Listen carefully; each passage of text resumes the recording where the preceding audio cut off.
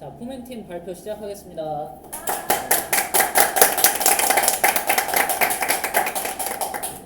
안녕하세요. 이번 팀 프로젝트로 카페 좌석 예약 사이트를 기획 개발한 포맨팀의 팀장 김영진입니다.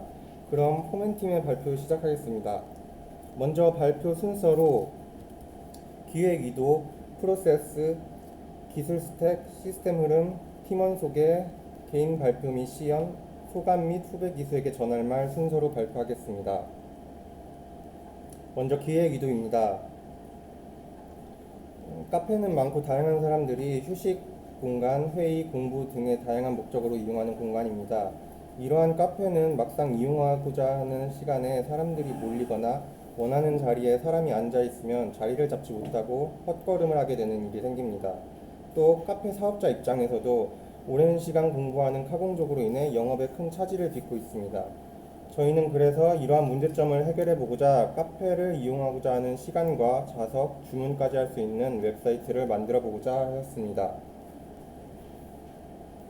그 다음 프로세스입니다.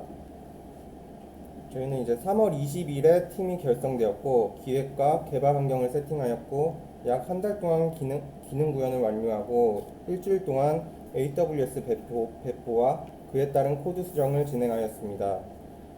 애자일 프로세스에 대해서 다음에 설명하겠습니다. 저희가 애용한 애자일 프로세스 개발 방법론은 작동하는 소프트웨어의 작은 구성 요소를 빠르게 제공해서 고객의 만족도를 개선하는 방식을 의미합니다.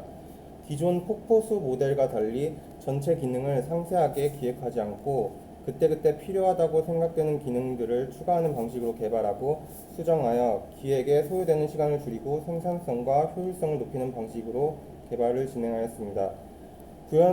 구현해야 할 것들을 미리 기획하고 배분하지 않고 대략적으로 아이디어를 모아놓고 먼저 맞는 사람이 백로그를 작성하고 기능 구현을 했고 작업하던 게 먼저 끝나는 인원은 다음 도메인을 구현하는 방식으로 했습니다.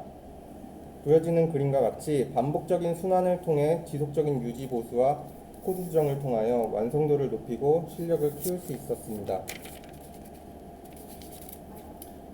저희가 애자일 프로세스를 사용한 이유로는 팀원과의 협력을 통해 민첩한 개발이 가능하고 불필요한 서류 작성보다는 작동하는 소프트웨어를 개발하고자 하였고 클라이언트의 요구사항에 빠르게 대응할 수 있으며 변화하는 계획에 능동적으로 대처가 가능하기 때문입니다.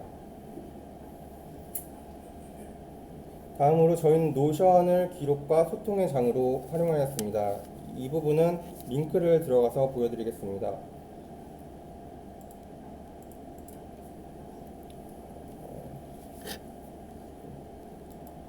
매일 20분간 스크럼 회의를 진행하였고 스크럼 회고록을 작성하여 완료된 진행사항 보고와 오늘 진행할 일정과 기타 안건들, 전달 사항들을 기록하였습니다.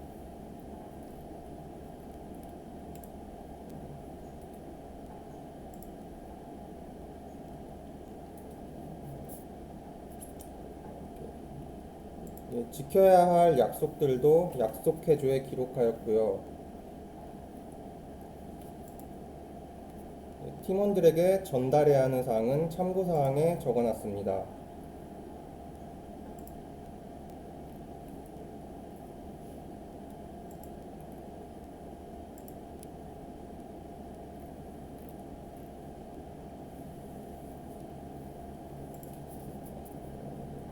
그리고 작업하며 발생한 이슈들을 기능별, 팀원별로 정리하여 기록하였습니다.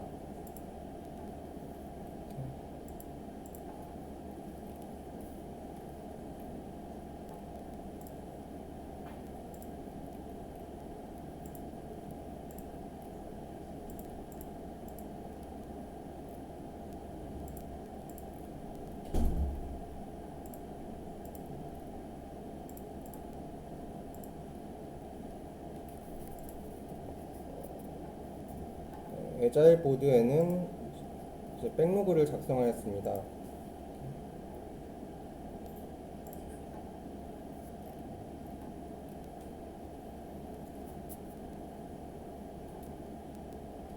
그리고 기획 단계에서 나오는 아이디어들을 백로그 아이디어에 모아놔서 백로그로 이동하면서 진행하였습니다.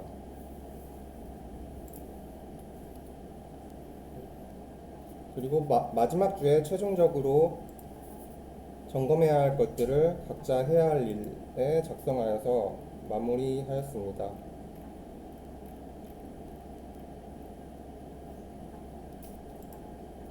네, 에자일 보드로 가서 백로그를 확인해 보겠습니다.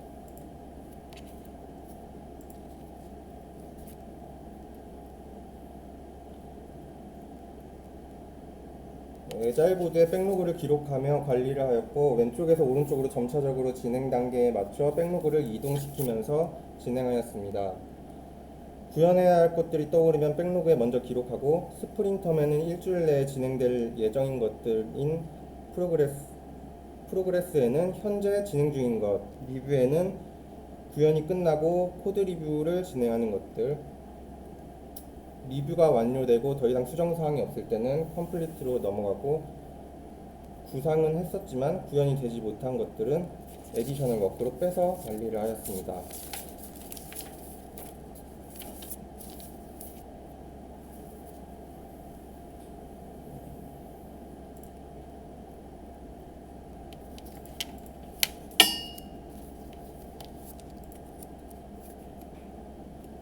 다음은 백로그 세부 작성 내역입니다. 백로그에는 제목과 태그의 작성 일자와 담당자 명이 작성되어 있고, 백로그 성공 기준을 석세스 크리테리아에 적어놓고 실제로 성공하려면 구현해야 하는 항목들을 투두 리스트에 적어놨습니다. 또한 해당 백로그를 작업 중에 발생한 이슈가 있다면 기록해둔 이슈도 백로그에 링크를 달아 관리하였습니다.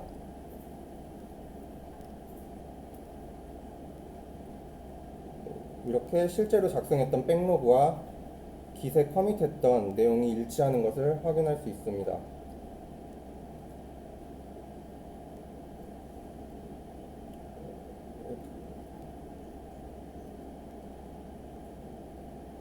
이렇게 백로그의 태그명 번호를 통해서 깃에서 검색을 통하여 해당 기능은 어떻게 코드가 수정되어 왔는지 확인할 수 있습니다.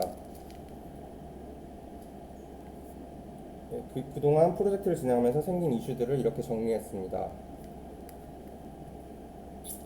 저희는 프론트엔드 약 1000개, 백엔드 650개로 대략 머지 커밋까지 합쳐서 1700개의 커밋을 작성하였습니다. 그 다음으로 프로젝트에 사용된 기술 스택 내역입니다. 프론트 쪽에서는 뷰와 뷰티 파일을 활용하였고, 백엔드에서는 스프링 부트, JPA, 그래들, DB는 MySQL을 활용하였습니다. 그 외로 잽을 통하여 팀원들과 소통, 원격 회의를 진행하였고, 도커와 레디스를 활용하여 로그인 시 토큰 인증 방식으로 진행하였고, 슬랙과 노션을 활용해서 협업하는 방법을 배웠고, AWS에 배포하고 S3에 이미지 업로드 기능까지 구현하였습니다. 다음은 시스템 흐름입니다. 먼저 회원의 종류는 세 가지입니다. 사이트 관리자가 한 명 있고, 카페 사업자 회원, 그리고 일반 회원이 있습니다. 먼저 비회원인 경우에는 카페 조회, 이벤트 조회, 게시판 조회, 리뷰 조회까지는 가능하게 하여 사이트를 먼저 둘러볼 수 있게 하였고, 회원 가입 후 카페 예약, 포장 주문, 게시판 글쓰기, 문의, 리뷰 작성이 가능하며, 카페 사업자는 주문 관리, 카페 관리, 이벤트 관리가 가능합니다. 또 매니저는 전체적인 회원 관리, 카페 관리, 포인트 정리, 공지사항 관리가 가능합니다. 그 다음으로 저희 프로젝트의 기술적인 특징입니다. 먼저 AWS 배포에 성공하였습니다. 그래서 도메인 주소를 가지고 있고, 누구든지 언제든지 접속이 가능합니다. 모든 이미지 파일이 AWS S3를 통해 저장 관리되게 코드를 수정하였습니다. 보안으로는 프론트 쪽에는 라우터 내비게이션 카드를 통해 먼저 토큰 인증을 해야 특정 URL에 접속이 가능하며, 회원별로 접근 차단을 구현해 놨습니다. 그리고 백엔드에 접근하는 것을 막기 위해 AOP를 활용하여 백엔드의 토큰으로 로그인 상태를 확인하고, 또 회원별로 컨트롤러의 메서드의 접근 권한을 주었습니다. 그리고 레디스를 활용하여 토큰 인증을 하여 1시간 후에 자동 만료되고 자동으로 로그아웃 처리됩니다. 또 프론트에선 도메인별로 Vuex에 모듈화를 적용시켜서 유지보수에 편리하게 구현하였습니다. 그 다음으로 팀원 소개를 하겠습니다. 저희는 남자 4명으로 구성되어 포맨이라고 팀명을 짓게 되었습니다. 저희는 프론트, 백엔드를 나누지 않고 도메인 단위로 맡아 풀스택으로 개발하였습니다. 발표 순서대로 김영진, 박현우, 정명진, 박현수 순으로 개인 발표를 하겠습니다.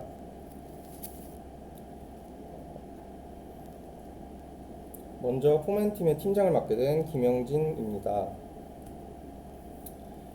저는 카페, 멤버, 이벤트, 좌석 예약을 주 도메인으로 맡아서 개발하였고, 부가적으로 보안, 마인 페이지의 카페 관련 부분, 메인 페이지의 일부, 그리고 지도 API, AOP 적용, 깃 관리, 또 우리 공통적으로 다 같이 AW 배포를 같이 진행하였습니다.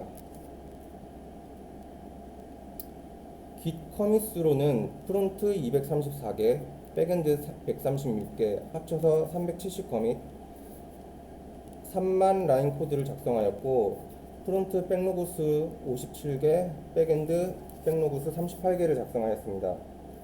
그리고 이 깃허브 잔디를 보면 프로젝트 기간 동안 거의 하루도 쉬지 않고 매일 최선을 다해 작업했던 것을 보실 수 있습니다. 이제 기능 시연을 하겠습니다.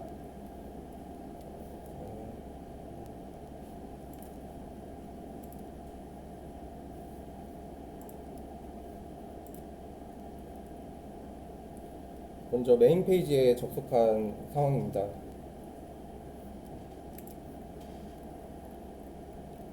그리고 사이트 소개를 보시면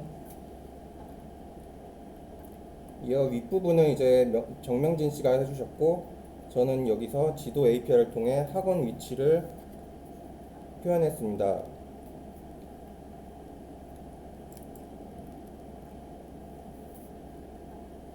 먼저 관리자 회원가입을 해야 됩니다.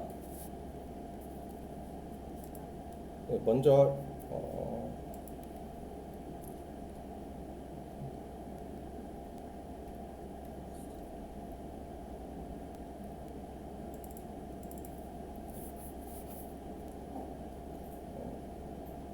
리스너를 통해서 애플리케이션이 실행되면 매니저 코드가 자동으로 DB에 입력이 됩니다. 이 매니저 코드로 회원가입을 하면 됩니다. 이 부분은 카페 사업자 회원가입과 동일하기 때문에 생략하겠습니다. 먼저 매니저로 로그인을 해보겠습니다.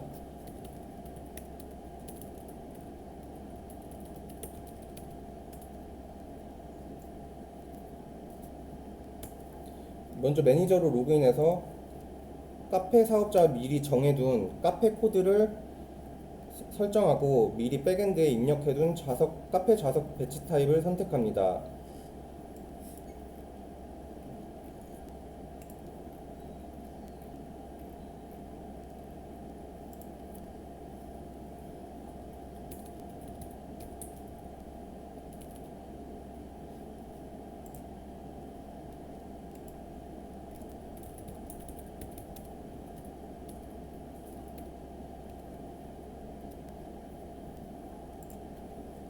카페 코드가 추가되었습니다. 레저베이션 카페 서비스 카페 서비스에 미리 이렇게 좌석 배치 타입을 미리 입력해 두어서 이것을 레이아웃 1번이라고 정의를 해 두었습니다. 여기서 또 좌석 배치가 또 생기면은 이 밑에 계속 이어서 작성을 해 주시면 됩니다.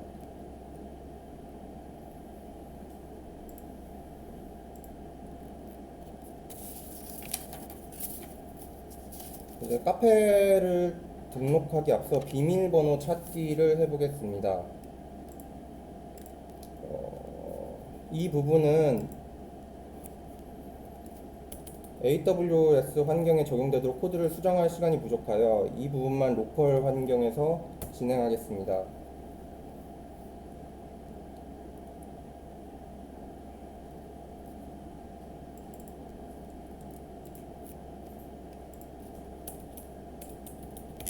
실제 이메일을 입력하면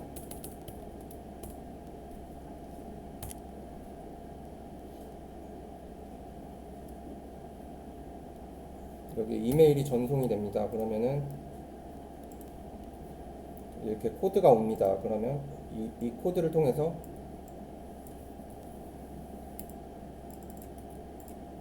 비밀번호를 변경하는 단계까지 갈 수 있습니다.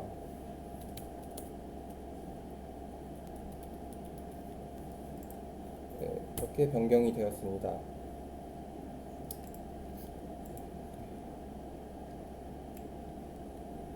그리고 또 로그를 확인하시면 AOP로 어떤 서비스 메서드가 실행되었는지 이렇게 구현이 되었습니다. 이 부분의 코드는 AOP에 있습니다.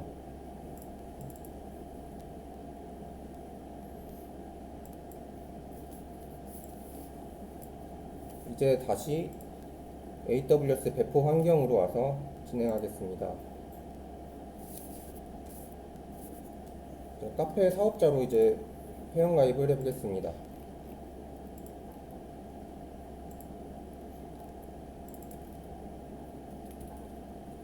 아까 입력해둔 카페 사업자 코드를 이렇게 확인해 주시고요.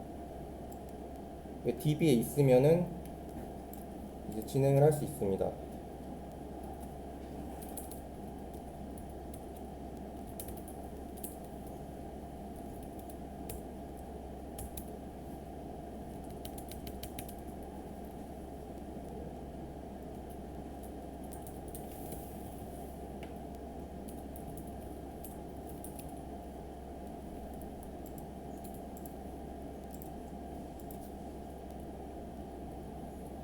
이렇게 빨간색이 있으면은 아예 가입하기가 활성화가 되지 않습니다.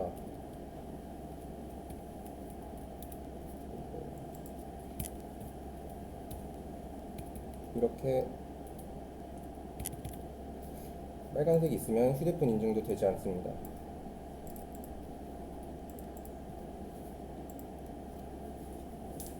이렇게 하면은 인증 코드가 실제 핸드폰으로 전송이 됩니다.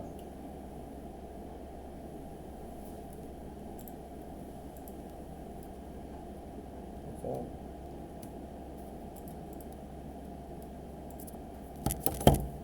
그다음에 다음 주소 API를 통해서 주소 검색을 합니다.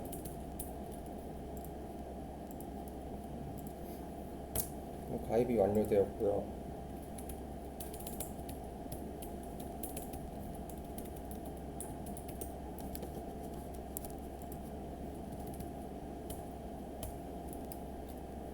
이제 카페를 등록을 해야 됩니다. 카페를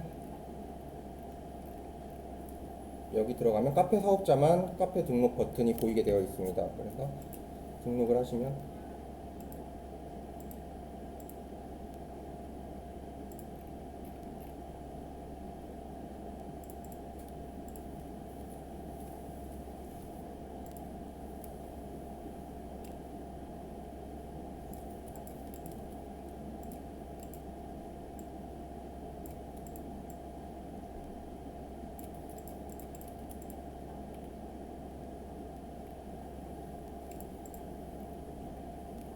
영업시간을 설정해 줄 수 있습니다.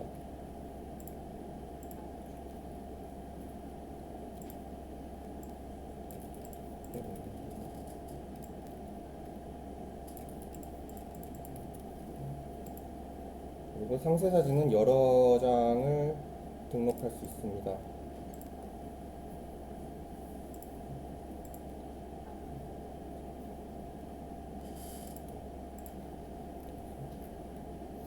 이렇게 등록을 하면 등록이 됩니다. 그럼 등록한 거를 보겠습니다. 이렇게 9장으로 한 장씩 슬라이드가 자동으로 넘어갑니다.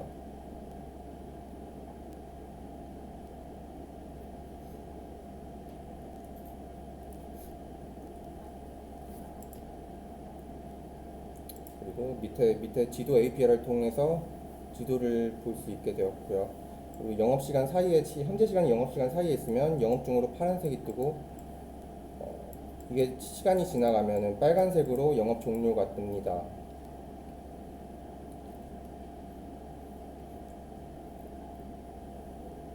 수정을 해보겠습니다.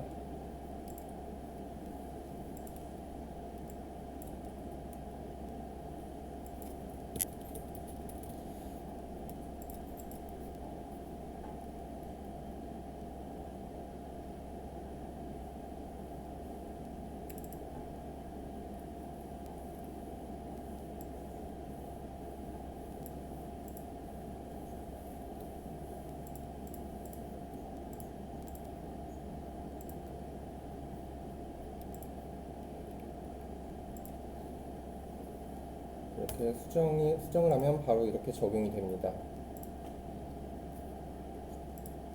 그리고 이 공유 버튼을 통해서 페이스북, 트위터, 이메일로 공유를 할 수 있고요. 이거 링크 카피를 통해서 링크를 바로 이렇게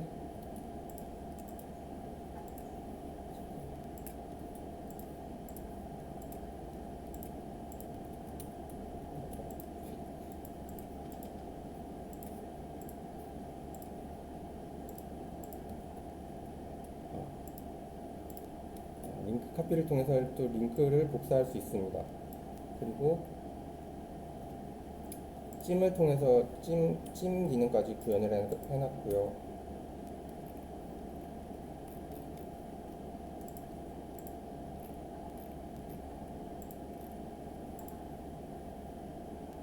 이렇게 보시면은 최다 판매 세계 메뉴가 이렇게 출력이 됩니다. 그리고 리뷰 한 줄 평은 명진 씨가 이렇게 여기에 추가시켜 주셨습니다.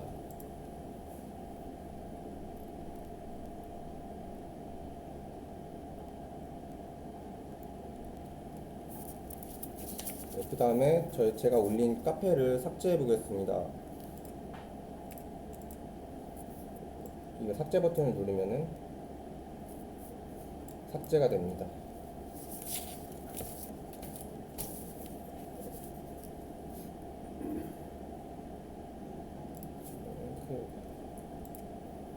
그 다음으로 이벤트 게시판을 시연하겠습니다.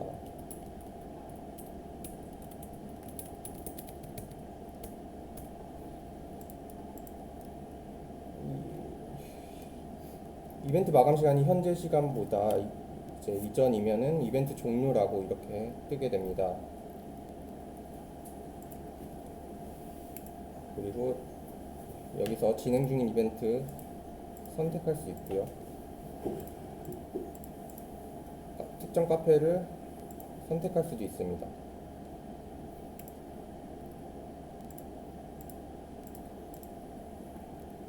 그리고 제목 검색으로 특정 이벤트만 추출할 수도 있습니다.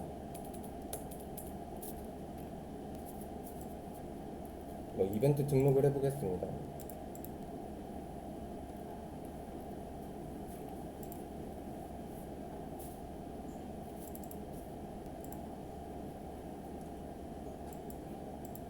시작일과 종료일을 설정해 주시고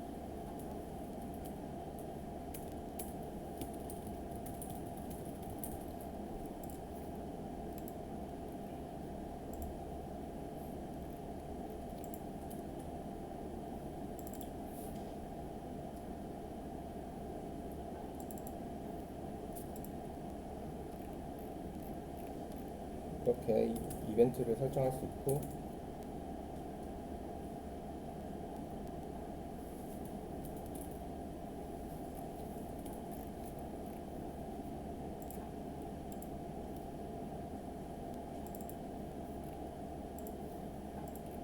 이렇게 글과 이미지를 그대로 배치해서 등록을 해보겠습니다.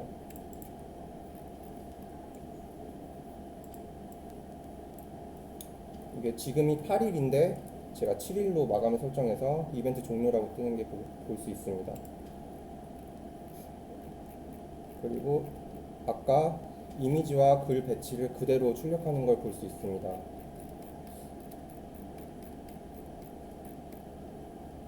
그리고 수정해 보겠습니다.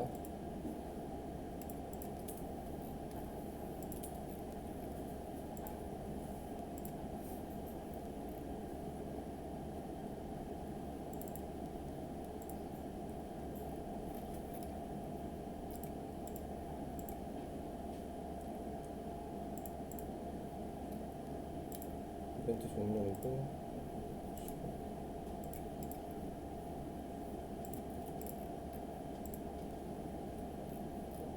자, 이렇게 변경되어 있는 거를 보실 수 있습니다. 여기도 공유 버튼을 똑같이 구현해 놨고요. 삭제를 하시면은 바로 삭제가 됩니다. 이제 좌석 예약을 해보겠습니다.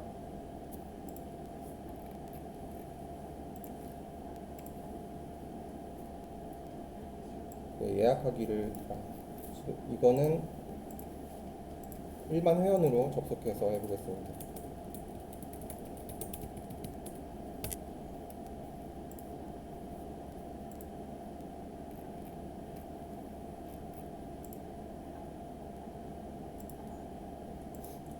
예약하기를 누르면은 이렇게 뜹니다. 그러면 예약 가능한 시간이 나오는데요. 현재 시간 이후의 시간만 나오고 이틀 정도의 시간이 나옵니다. 이렇게 선택을 하면은 그 백엔드에 이미 입력되었던 좌석 배치에 따라서 포지션 앱솔루트를 이용해서 XY 좌표로 좌석 배치도를 구현했습니다. 현재 시간부터 마감 시간까지 2시간 간격으로 예약 시간을 구현했습니다. 그리고 이거를 구현할 때 마감 시간이 00시 이후인 경우와 00시 이전인 경우로 나눠야 하고, 현재 시간이 00시를 넘었는지 안 넘었는지 따져야 되고, 또 현재 시간이 영업시간 내에 있는지 마감 시간 이후에 있는지, 이렇게 경우의 수가 많아서 이게 이틀 동안 좀 고생을 하면서 짰습니다. 이게 선택을 하면은 이렇게 선택 좌석에 뜨고요. 이게 나중에 이게 주문까지 완료가 돼서 결제까지 되면은 빨간색으로 변경이 됩니다. 메뉴 주문을 눌러가면 이렇게 여기에 정보가 전달되는 걸 보실 수 있습니다.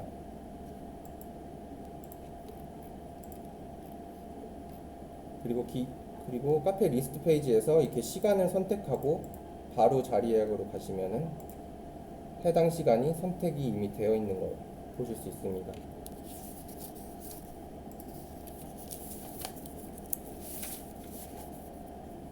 그 다음으로 라우터 내비게이션 카드를 적용한 시연을 하겠습니다. 자, 비회원으로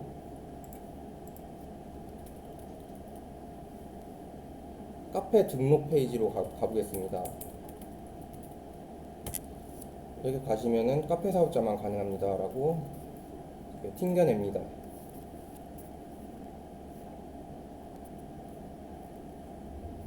혹시나 이렇게 프론트엔드를 거치지 않고 카페 등록 요청이 올까봐 백엔드에서도 AOP를 통해서 카페 사업자가 아니면 불가능하게 이렇게 막아놨습니다.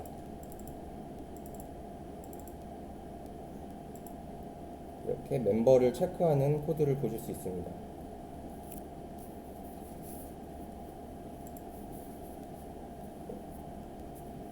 네, 카페 사업자로 로그인을 해보겠습니다.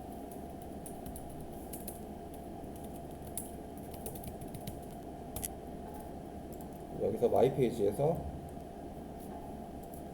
카페 관리를 보시면은 여기 똑같이 이렇게 적용해 놨고요. 수정 삭제도 가능합니다.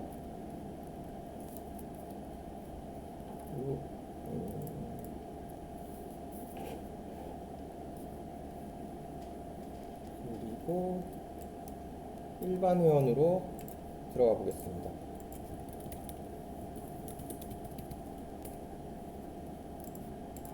그래서 메인 페이지에서 내가 찜한 카페를 보면 찜이 눌린 카페만 이렇게 리스트로 나오게 됩니다.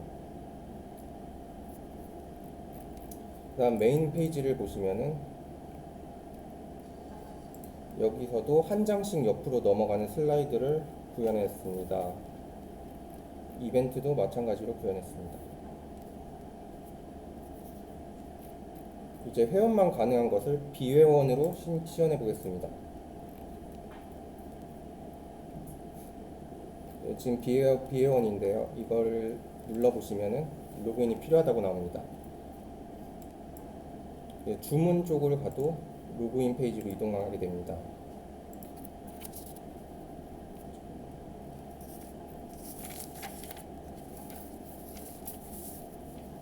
네, 시연은 이상입니다. 그 다음에 이슈에 대해서 설명하겠습니다.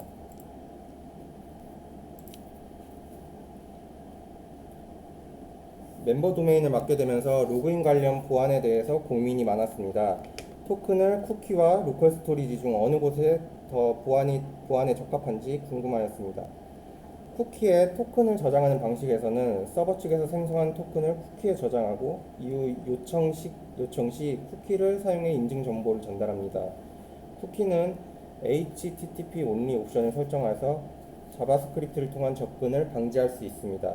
이렇게 하면 크로스 사이트 스크립팅 공격의 위험을 줄일 수 있습니다. 하지만 쿠키를 사용하면 CSRF 공격에 취약해질 수 있습니다. 하지만 이를 방지하기 위해 CSRF 토큰을 사용하는 등 보안 조치를 적용할 수 있습니다. 로컬 스토리지에 토큰을 저장하는 방식에서는 서버에서 생성한 토큰을 클라이언트에 반환한 후 클라이언트 측에서 로컬 스토리지에 토큰을 저장합니다. 로컬 스토리지에 저장한 토큰은 자바스크립트를 통해 접근할 수 있기 때문에 크로스 사이트 스크립팅 공격에 취약합니다. 하지만 CSRF 공격에는 취약성은 줄어듭니다. 결론적으로 어떤 방식을 선택할지는 프로젝트 보안 요구사항과 개발 환경에 따라 결정해야 합니다. 저희는 로컬 스토리지에 토큰을 저장하는 방식을 사용하였습니다. 그러면 둘 다 사용하면 좋지 않겠냐라는 생각이 들 수 있는데 이러면 오히려 공격 범위를 늘리고 보안 문제를 증가시킬 수 있어서 권장되지 않다고 합니다. 그 다음으로 페이징 처리할 때 이런 고민이 생겼습니다. 모든 게시물을 한 번에 요청하고 뷰에서 페이징 처리하는 방법과 특정 페이지에 대한 부분만 서버에 요청하는 방법입니다. 뷰에서 첫 페이징 처리라는 방법은 페이지를 전환할 때마다 서버에 요청하지 않아도 됩니다. 따라서 페이지 전환 시 빠른 응답이 가능합니다. 하지만 모든 데이터를 한 번에 가져오므로 초기 로딩 시간이 길어질 수 있습니다. 게시물 수가 많아질수록 로딩 시간도 길어집니다. 또한 클라이언트 메모리 사용량이 증가할 수 있습니다. 또 서버에 요청하는 방법은 초기 로딩 시간이 짧고 필요한 데이터만 요청하므로 서버와 클라이언트 간의 트래픽이 줄어듭니다. 게시물 수가 많아져도 로딩 시간에 큰 영향을 받지 않습니다. 하지만 페이지를 전환할 때마다 서버에 요청을 보내야 하므로 페이지 전환 시간이 다소 느릴 수 있습니다. 우리 사이트는 카페 수도 아직 적고 진행 중인 이벤트 수도 적고 자주 업데이트 되지 않습니다. 따라서 모든 게시물을 한 번에 요청하고 뷰 내에서 페이징 처리하는 방법을 사용하였습니다. 그 다음으로 여러분들이 조인을 하면서 누구나 겪었던 레이지 관련 에러입니다. 이렇게 제이슨 이그노어를 어노테이션을 달아놨기 때문에 어센티케이션스를 가져오지 못하는 이슈가 있었습니다. 처음에는 제이슨 이그노어를 통해서 이 문제를 해결했었는데 이 방법을 사용하면 제이슨 응답에 해당 칼럼이 포함되지 않습니다. 따라서 이 방법을 사용하면 클라이언트에게 이 정보를 전달할 수가 없습니다. 이게 패치 조인을 쓰더라도 이 정보를 가져오지 못합니다. 따라서 제이슨 이그노어는 신중하게 써야 한다는 것을 깨달았고 필요할 때마다 패치 조인을 통하여 해결하는 것이 가장 좋지 않을까 생각했습니다. 마지막 이슈로 첫 번째 이벤트 글에 접속 후 두 번째 이벤트 글에 접속 시 첫 번째 이벤트 글이 여전히 보이는 현상이 있었습니다. 프로젝트를 진행하면서 이렇게 컴포넌트의 내용이 갱신이 안 되는 경우가 많았습니다. 이를 와치와 넥스트 틱을 활용해서 해결하였습니다. 넥스트 틱을 사용하면 데이터 변경이 실제 돔에 적용된 직후에 실행되는 콜백 함수를 등록할 수 있습니다. 이렇게 하면 변경된 데이터에 대한 실제 돔 업데이트가 완료된 시점에서 작업을 수행할 수 있습니다. 이 코드에서는 로디드라는 데이터 속성을 추가하였고 이벤트 속성이 변경될 때마다 로디드를 잠시 false로 설정한 후 다음 틱에서 다시 true로 변경하게 했습니다. 이렇게 하면 이벤트 상세 페이지를 이동할 때마다 토스트 UI 뷰어가 다시 렌더링되어서 올바른 정보를 보여주게 됩니다. 이 방법으로 이벤트 데이터가 변경될 때마다 토스트 UI 뷰어 컴포넌트가 갱신되게 하였습니다. 이상으로 개인 발표를 마치고 이제 박현우 씨가 발표하겠습니다.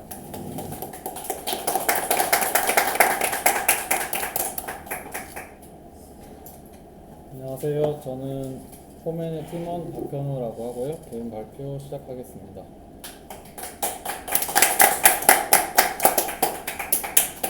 개인적인 프론트의 커밋 수와 백로그 수는 커밋은 111개, 백로그는 40개 작성하였고요. 백으로는 56개의 커밋 그리고 백로그 25개 작성하였습니다. 제가 맡았던 기능 구현 내용들입니다. 크게 나눠서 상품 그리고 주문 결제, 마이 페이지의 사이드바 부분과 일반 회원의 결제 내역, 그리고 카페 사업자의 주문 내역, 그리고 포인트 도메인과 그리고 팀원들과 다 같이 AWS 배포와 S3를 이용한 이미지 업로드 작업을 같이 진행하였습니다.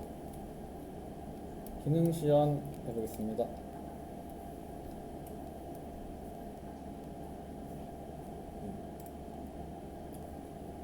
우선 일반 회원 계정으로 로그인해서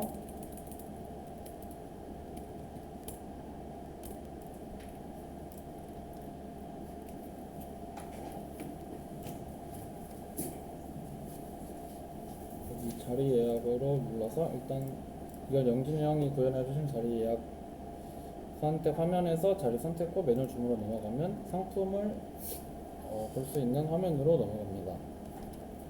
상품 리스트에서는 카테고리 선택을 통해 카테고리별로 상품을 확인할 수 있고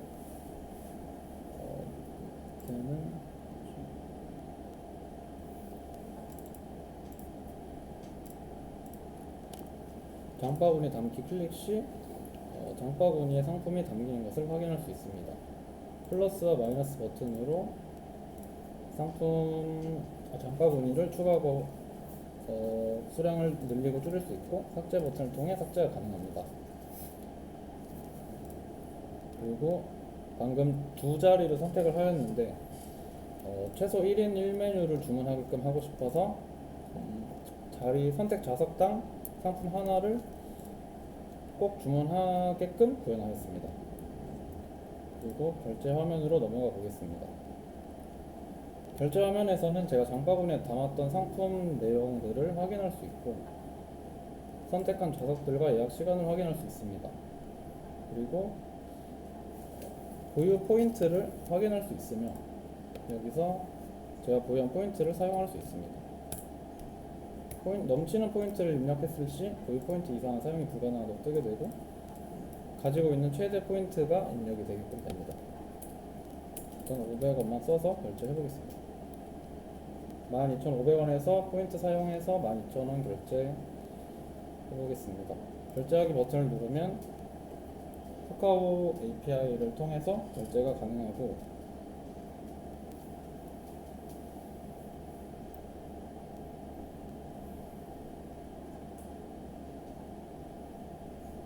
결제가 완료됐을 시 마이 페이지의 결제 내역 화면으로 넘어가게 됩니다. 일단 자리 예약 주문 말고 포장 주문도 따로 구현을 해놔서 이것도 같이 해보도록 하겠습니다. 포장 주문은 음료 개수 제한이 없고 똑같이 상품을 골라서 이동 후 또 결제를 할 수 있습니다.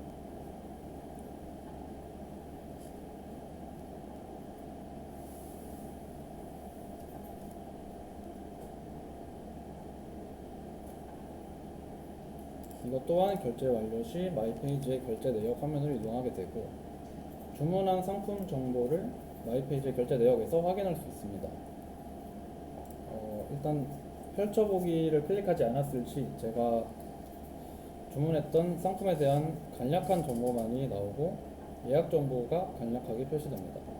그리고 자세히 보기를 누를 시 상품 리스트를 제가 주문한 상품 리스트들을 확인할 수 있습니다. 이쪽에서는 제가 주문했던 카페 이름을 확인할 수 있고요. 주문 번호와 주문 일자를 확인할 수 있습니다. 주문 번호 검색을 통해 주문건을 찾을 수도 있고, 가장 최근에 주문했던 게 제일 앞쪽으로 오도록 배치하였습니다. 오른쪽 위에는 준비 중, 만약 음료가 아직 준비 중이면 준비 중으로 나타날 수 있게끔 했고, 포장 주문은 별도로 알아볼 수 있게끔 표기하였습니다. 그리고 이제 로그아웃해서 카페 계정으로 로그인 해보겠습니다.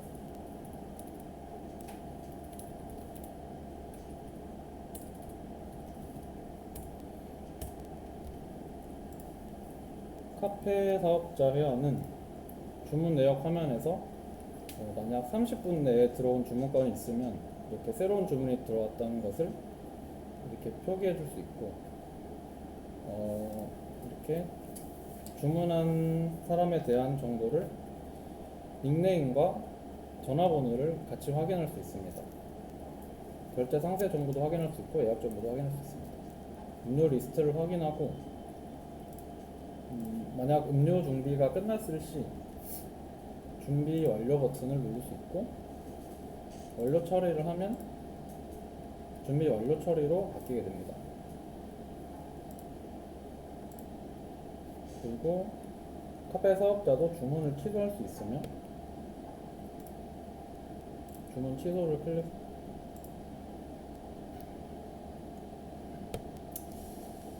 넘어가겠습니다.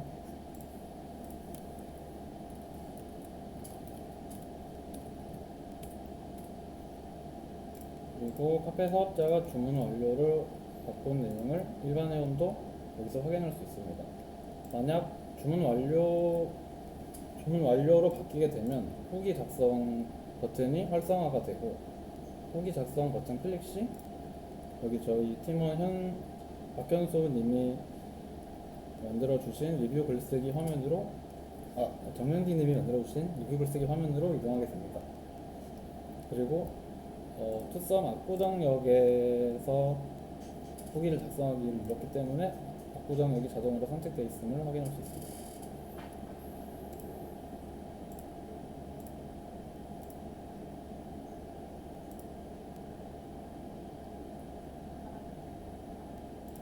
결제 취소는 현재 지금 목통인 것 같아서 넘어가도록 하겠습니다. 그리고 마이 페이지의 사이드바에서 프로필 사진을 변경할 수 있습니다.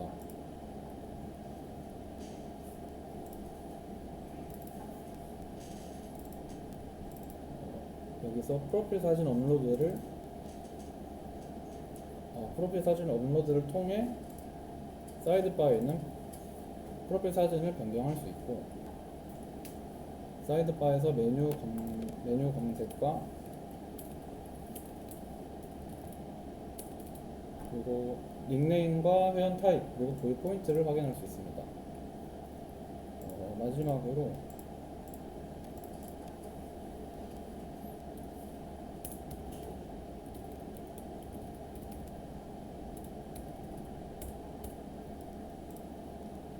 메뉴 관리 부분입니다.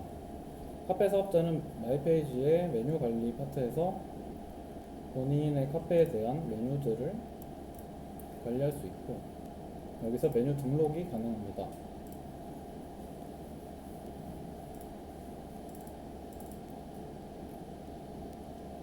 예를 들어 딸기 주스라는 메뉴를 등록해 보겠습니다. 파일 클릭 시 음료 미리 보기를 통해 음료 이미지를 확인할 수 있고,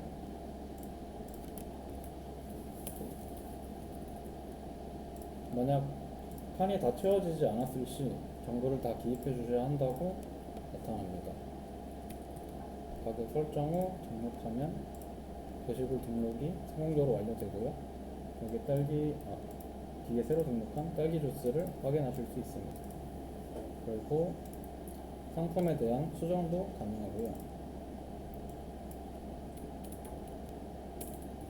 자, 라떼로 변경해 보겠습니다.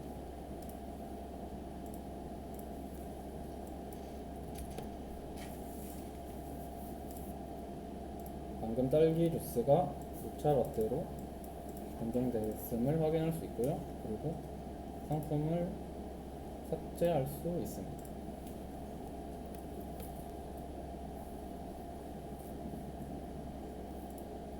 개인 시연은 여기까지고요.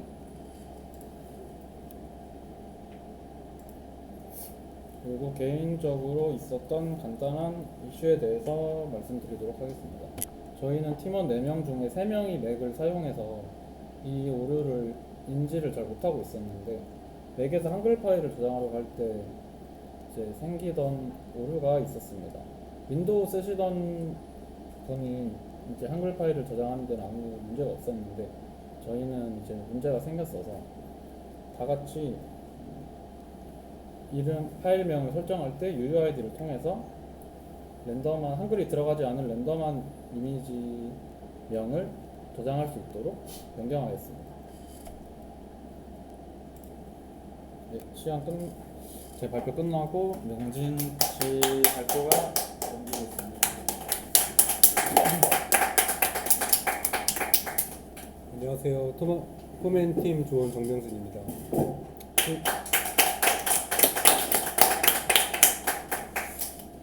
제 커밋과 백로그스는 다음과 같고요.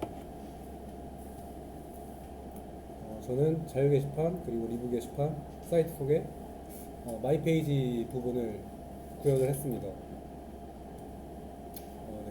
기능 시연하겠습니다.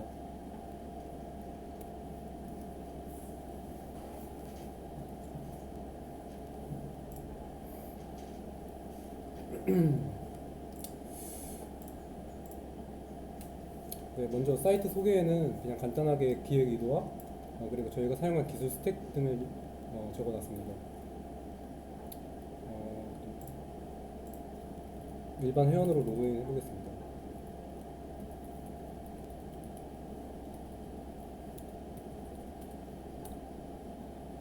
네, 자유 게시판 먼저 시연해 보겠습니다. 게시글을 작성할 때 토스트 에디터 UI를 사용해 게시물을 입력받게 해놓았습니다.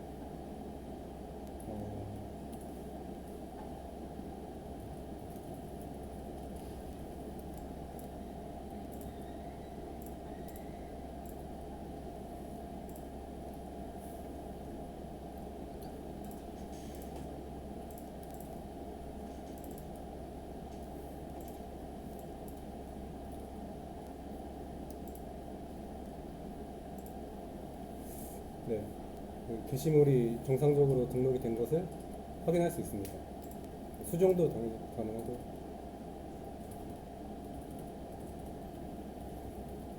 여기서 마크다운 언어를 적용시켜서 마크다운 언어도 잘 적용돼서 나오는 것을 확인할 수 있습니다. 다음은 리뷰 게시판입니다. 작성을 한번 해보겠습니다. 먼저 입점된 카페 리스트를 불러와서 이 카페를 선택할 수 있게 해놨고,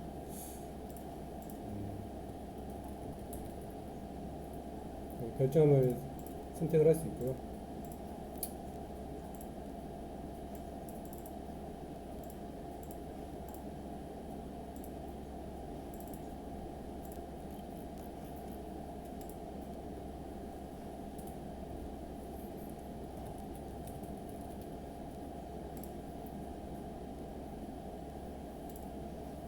등록을 하게 되면 이미지는 이렇게 캐러셀로 넘길 수 있게 구현했고, 밑에 별점과 리뷰 내용이 나오게 됩니다. 여기서 리뷰를 등록하게 되면 이 카페 소개에 보이는 이 평균 별점과 그리고 리뷰 개수에도 바로 반영이 되도록 해놓았습니다. 다음은 이제 마이 페이지입니다. 마이 페이지는 일반 회원, 카페 사업자, 관리자 입장으로 나누어 구현을 하였습니다. 먼저 일반 회원 마이 페이지입니다. 내 정보 페이지에서는 본인의 정보를 조회, 수정할 수 있습니다. 정보 수정 버튼을 누르면 비밀번호 확인 창이 나옵니다. 여기서 닉네임과 전화번호 그리고 주소와 비밀번호를 수정할 수 있는데, 비밀번호를 수정하게 되면 로그아웃이 되며 변경된 비밀번호로 로그인을 해야 합니다. 먼저 닉네임부터 한번 수정을 해보겠습니다.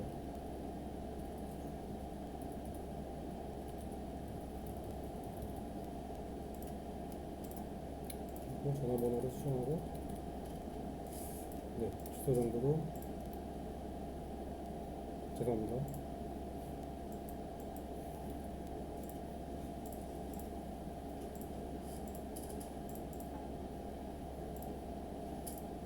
네, 이 수정된 정보가 즉시 반영된 것을 확인할 수 있습니다. 그리고 이번 비밀번호를 수정해 보겠습니다. 네, 다음과 같이 자동으로 로그아웃이 되며 변경된 비밀번호로 로그인하라는 메시지가 나옵니다.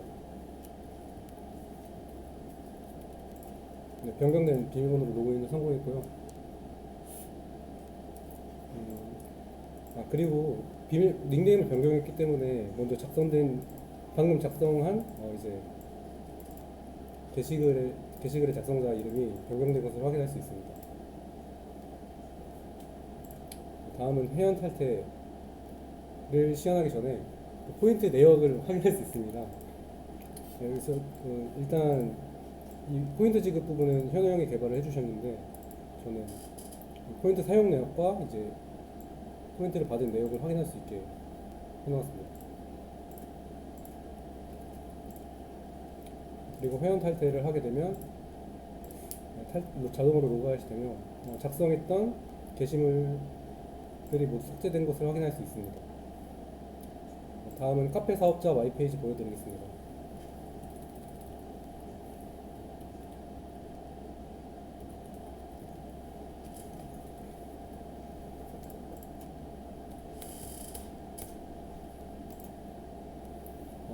내정보 페이지는 동일하니까 넘어가겠습니다. 그리고 카페 관리 페이지에서는 본인의 카페 정보를 조회하고 수정할 수 있으며, 그리고 매출 통계를 확인할 수 있습니다. 일월별로 총 매출액과 예약 건수, 포장 건수를 확인할 수 있고요. 그리고 뷰티파이의 기능을 사용해서 바 그래프를 넣어 매출 통계를 보기 더욱 편하게 하였습니다. 지금은 아직 매출액이 적어서 표시가 잘 안 되었지만, 이게 늘어날수록 이제 한눈에 보기 쉬워집니다. 다음은 관리자 마이페이지 보여드리겠습니다.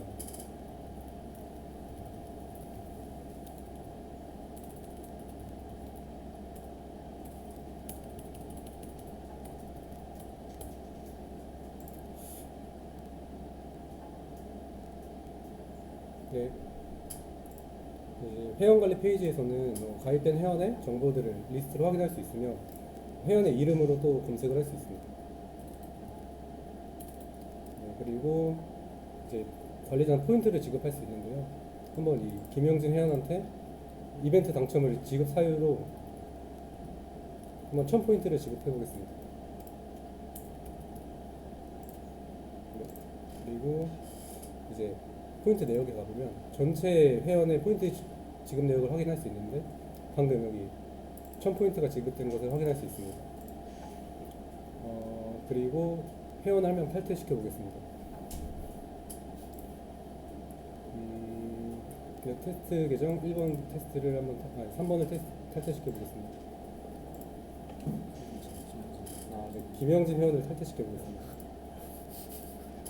네, 정상적으로 이제 관리자가 회원을 탈퇴시킬 수 있는 모습을 확인할 수 있습니다. 다음은 카페 리스트 페이지입니다. 관리자 페이지에서는 총 입점된 카페 수와 총 매출액, 그리고 총 예약 건수와 총 포장 건수를 한 달별로 확인할 수 있고, 그리고 이제 카페별로도 매출을 확인할 수 있습니다. 그리고 이제 여기 차트 라이브러리를 활용해서 카페별로 예약 건수와 주문 건수를 그래프로 보기 쉽게 어느 카페가 장사가 잘 되는지 확인할 수 있게 해놨고요. 그 밑에는 이제 그냥 카페 리스트와 별점을 리스트로 나타냈습니다.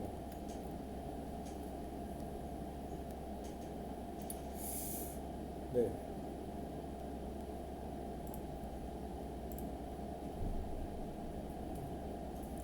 제가 그리고 겪었던 이슈 중에 생각나는 게 하나 있는데, 이거는 그 1조에서도 같은 그 이슈였는데, 저희가 그 토스트 에디터 UI를 사용했기 때문에 이미지를 등록하는 방식이 좀 달라서 이슈가 있었습니다. 이렇게 이미지를 등록하게 되면 컨텐츠에 베이스 64 코드로 엄청난 길이의 코드가 들어가는데, 이 코드를 추출해서 파일 객체로 변환시켜서 저장하는 방식으로 하였고, 이 컨텐츠에 들어간 이 코드는 리플레이스 올 메서드를 사용하여 지워주는 방식으로 이슈를 해결했습니다. 근데 하지만 그렇게 이게 정석적인 방법은 아닌 것 같아서 일단 그렇게 이슈를 해결했는데, 다음에 더 확인해 보겠습니다. 여기까지입니다.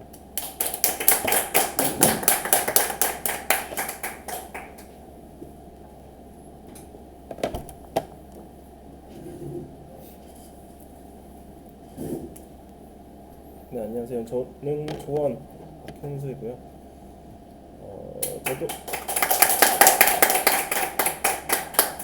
저도 GitHub 커밋과 백로그를 먼저 설명드리면은 백엔드 같은 경우에는 Git 커밋이 68개, 그리고 이제 프론트엔드 같은 경우에는 83개 정도 작성을 하였고, 백로그로는 이제 백엔드는 36개, 그리고 프론트엔드는 38개가 작성이 되었습니다. 제가 구현한 기능으로는 이제 먼저 질문 게시판, 공지사항 게시판, 그리고 마이 페이지에 있는 이제 본인이 쓴 게시물과 리뷰 이런 것들을 찾는 기능, 그리고 게시물 찾기 기능과, 그리고 FAQ 이제 자주 묻는 질문이죠. 자주 묻는 질문을 이제 아코디언으로 방식으로 표현을 해서 페이지를 만들었고요. 댓글 시스템과 추천 시스템을 만들어서 그거에 관련된 기능들을 구현을 하게 됐습니다. 그리고 메인 페이지에 있는 이제 광고 팝업 창과, 그리고 초기에 상단 내비바와 후터를 초기 설정만 제가 어느 정도 잡아서 지금 구현을 했고요. 이미지 캐러셀도 초기 설정을 구현을 했습니다. 그리고 또 모두 다 같이 한 이제 AWS와 이제 GitHub 디렉션 S3를 진행을 했습니다. 다음은 기능 시연이 있겠습니다.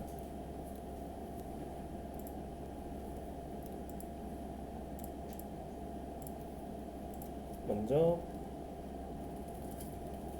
일반 계정으로 로그인을 하겠습니다.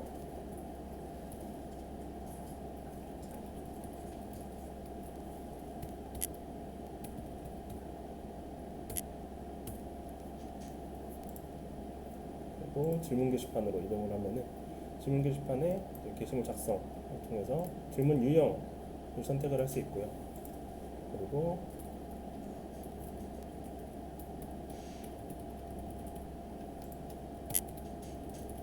이렇게 일반적인 글도 작성이 가능한 반면에, 그리고 일반적인 글이 아닌 비밀글로 작성을 할 수도 있습니다. 비밀글로 작성을 하기, 이게 체크박스를 클릭을 하게 되면은 게시물 제목이 자동으로 비밀글입니다로 변경이 되도록 되어 있습니다. 비밀글이다 보니 본인 혹은 매니저 계정 말고는 이제 이 게시물을 확인을 할 수 없습니다. 확인해 보시면은 다른 작성자가 작성한 비밀글 같은 경우에는 작성자만 확인 가능한 게시물이라고 이렇게 작성이 되도록 되어 있습니다. 그리고 수정을 해보겠습니다.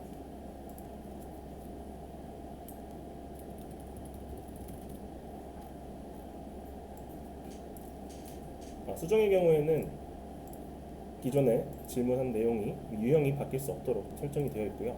그리고 수정을 하면 게시물 수정이 성공이 되고요.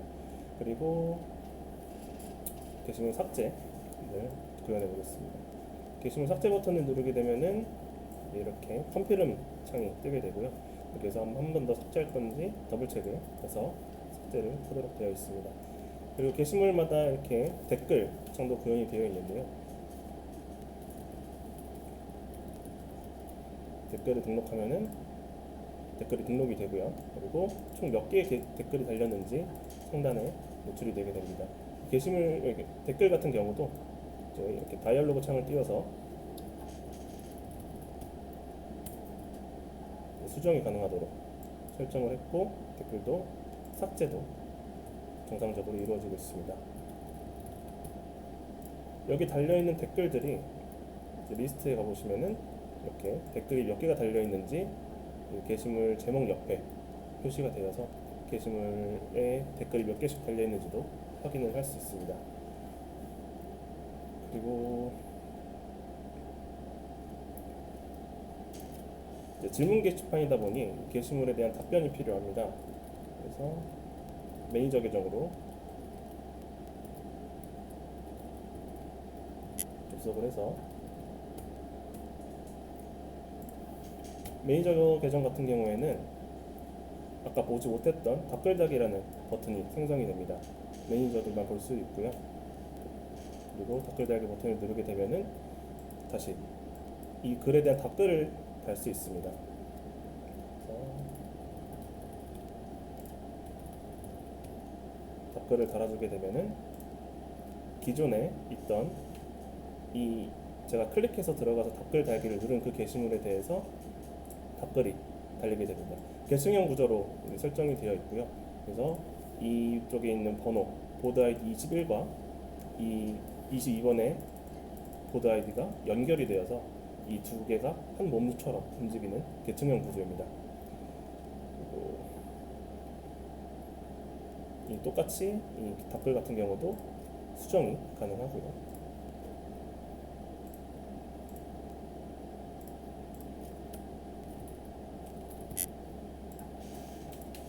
또 동일하게 삭제가 가능합니다. 그러면은 아까 봤던 것처럼 모두가 삭제가 되게 됩니다. 그리고 게시물 검색 기능도 준비가 되어 있습니다. 그래서 예를 들어 이렇게 글자를 입력을 할 때마다 그거에 맞는 이제 게시물 제목을 따와서 게시물 검색이 되게 되어 있고요. 이 검색하는 입력하는 텍스트를 바탕으로 이제 쿼리문을 일치하는 걸 돌려서 백에서 전달하는 방식으로 구현이 되어 있습니다. 그리고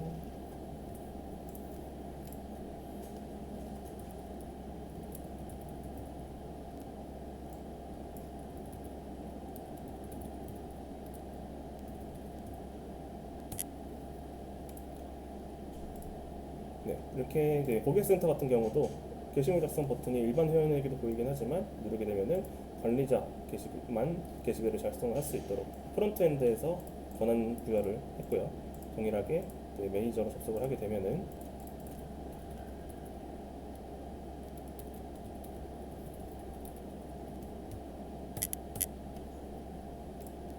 동일하게 게시물 작성이 가능합니다. 이후 이제 CRUD는 모두 동일한 내용이기 때문에 생략하도록 하겠습니다. 그리고 자주 묻는 질문에 관해서 이제 페이지를 정적 페이지로 만들어 놨는데요. 기본으로 디폴트로는 험블 페이지가 나오도록 되어 있고요. 이렇게 클릭하면 아코디언 방식으로 자주 묻는 질문에 대해서 답변이 나올 수 있도록 되어 있습니다. 이렇게 위에 있는 카테고리를 선택을 할 때마다 질문과 답변들이 모두 변경이 되게 됩니다.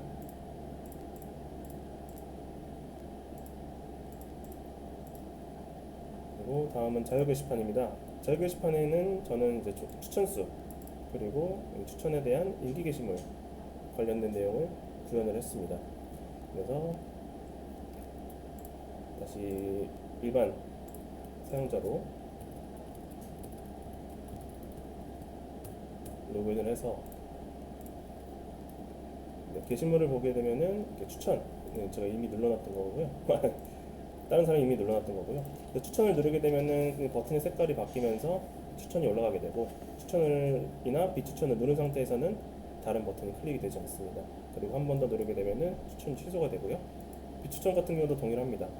비추천을 누른 상태에서는 그 추천 버튼이 눌리지 않고 다시 한 번 누르게 되면은 비추천이 취소가 되게 됩니다. 그리고 인기 게시물 같은 경우에는 이제 추천이 10개 이상인 게시물만 골라서 백엔드에서 이제 필터링을 한 다음 이제 3개만 전달을 해서 그 배열을 지금 렌더링을 해 놓고 있습니다. 그래서 뭐 프론트에서 따로 작업이 필요 없이 새로운 배열에 담은 것을 이제 출력만 하면 되는 그런 시스템입니다. 그리고 이제 모든 게시판에 동일하게 적용이 되어 있는데 지금 조회수 같은 경우가 현재는 0이었다가 1로 올랐습니다. 근데 이거를 본래는 계획은 AOP를 통해서 이제 중복 검사를 하려고 했으나 시간이 조금 안 되는 관계로 쿠키를 통해서 구현을 해놨고요. 그래서 해당 뭐 이제 지금 자유 게시판이니까 프리보드 그리고 게시판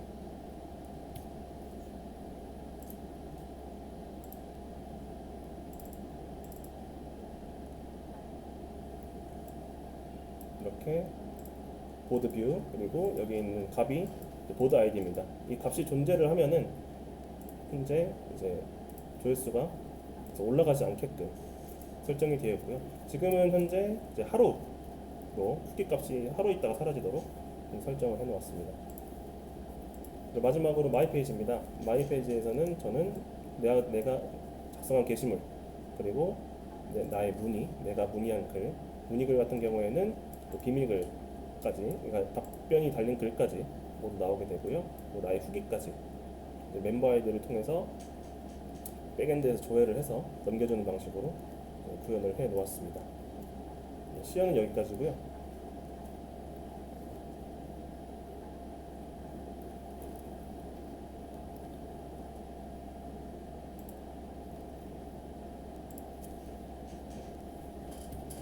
네, 제가 좀 겪었던 이슈 중에서는 게시판이나 댓글이나 이런 것 추천 같은 것들이 여러 가지 엮여 있는 부분들이 많습니다. 예를 들어서 이제 게시판 안에 동석되어 있고 그런 경우들이 많다 보니 저는 처음에는 일단 딜리트할 때 코드로 일일이 다 삭제해 준 방식을 선택을 했었는데 그렇게 하다 보니 문제가 되는 방식도 있었습니다. 그래서 캐스케이드 종속을 사용해서 이제 회원 탈퇴나 게시물 삭제나 이런 경우가 있을 때는 한꺼번에 같이 데이터들이 삭제가 될 수 있도록 그렇게 처리를 했던 기억이 있습니다. 다음은 소감 및 후배 기수들에게 하는 말이 있겠습니다.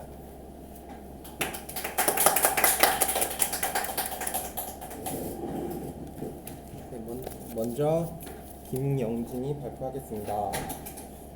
저의 소감으로는 팀 프로젝트를 진행하면서 굉장한 성장을 했고 이제 에러 나는 게 무섭지 않고 에러를 고치는 게 재밌어지게 되었습니다. 어떤 것이든지 만들어낼 수 있다는 자신감이 생겼고 협업을 통해서 소통과 팀장으로는 어떻게 해야 하는지에 대해서 많은 고민을 하고 배울 수 있었습니다.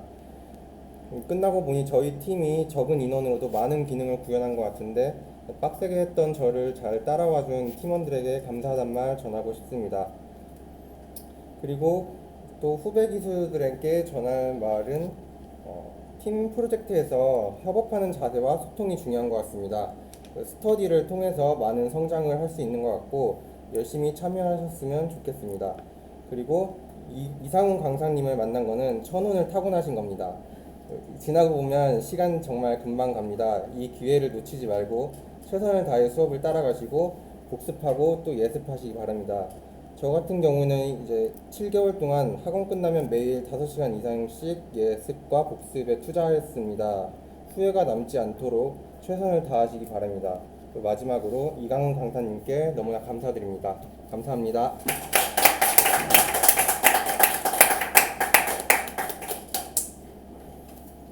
네, 박현우 소감 얘기하겠습니다. 프로젝트를 처음 시작할 때는 좀 목표한 기능들을 다 구현할 수 있을까 걱정이 많았는데 막상 끝이 나고 보니 걱정했던 것에 비해 많은 것을 구현할 수 있었던 것 같고 실력도 많이 늘어가는 것을 중간중간 계속 체감할 수 있었습니다. AWS 배포까지 성공적으로 잘 끝마칠 수 있어서 좋았고 많은 것을 가르쳐 주시고 끝까지 책임감 있게 저희 반을 담당해 주신 이성훈 강사님께 정말 감사드리고 싶습니다. 그리고 이후 기수분들에게 드릴 말씀이 있다면 처음에는 많이 어렵고 힘드실 수 있는데 저도 그렇게 생각했고 근데 나만 그런 게 아니니까 포기하지 않고 끝까지 해보셨으면 좋겠습니다. 의지만 있으시다면 좋은 결과를 보실 수 있을 거라고 생각합니다.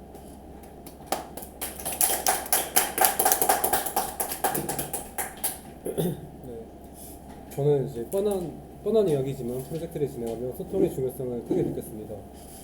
이걸 굳이 말해야 하나 하는 사항들을 하나씩 말할 때마다 프로젝트의 질이 상승하는 것을 느꼈습니다. 그리고 뷰, 레디스, AWS 배포 등 다양한 경험을 할 수 있었음에 감사했습니다. 처음에는 백로그와 이슈를 작성하는 게 익숙하지 않았지만 강사님을 믿고 따라가니 이제 에자일 프로세스의 중요성을 깨닫게 되었습니다. 저도 다시 한번 강사님께 감사하다는 말을 하고 싶습니다.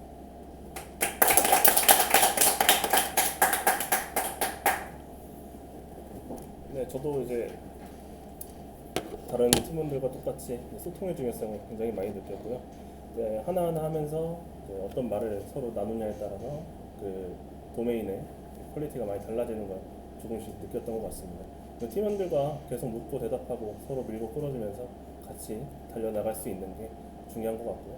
저도 처음엔 정말 아무것도 모르겠어가지고 힘들고 탈주하고 싶은 생각이 많았는데 후배 기수님들은 저처럼 부끄러워하지 마시고 강사님이나 주변 친구들에게 질문하면서 따라가시면 어느새 현장에 있는 자신을 되돌아볼 수 있는 기회들이 될 것 같습니다.